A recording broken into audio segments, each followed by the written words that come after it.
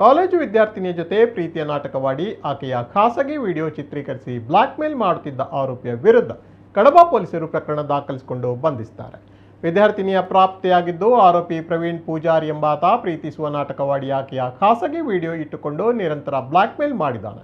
December 30ರಂದು ವಿದ್ಯಾರ್ಥಿನಿಯು ಪ್ರವೀಣನ ಜೊತೆ ಕುಮ್ರದ ಬಾಡಿಗೆ room ಒಂದಕ್ಕೆ ತೆರಳಿದ್ದು ಮರುದಿನ ಆಕೆಯ ಜೊತೆ ಜಗಳ ತೆಗೆದಿದ್ದ. ಬಳಿಕ ಆಕೆಯನ್ನ ಬೈಕ್ನಲ್ಲಿ ಕೂರಿಸಿ ಫರಂಗಿಪೇಟೆ ಬಳಿ ತಂದು ರಸ್ತೆ ಬದಿಯಲ್ಲಿ ಬಿಟ್ಟು ಹೋಗಿದ್ದಾನೆ. ಆತ್ಮಹತ್ಯೆಗೆ ಯತ್ನಿಸಿದ್ದ ವಿದ್ಯಾರ್ಥಿನಿ ಮನೆಯವರಿಗೆ ಕರೆ ಮಾಡಿ ವಿಚಾರ ತಿಳಿಸಿದ್ದು ಮನೆಯವರು ಧೈರ್ಯ ತುಂಬಿದ ಬಳಿಕ ಪೊಲೀಸ್ ಠಾಣೆಯ ಮೆಟ್ಟಿಲೇರಿದ್ದಾಳೆ.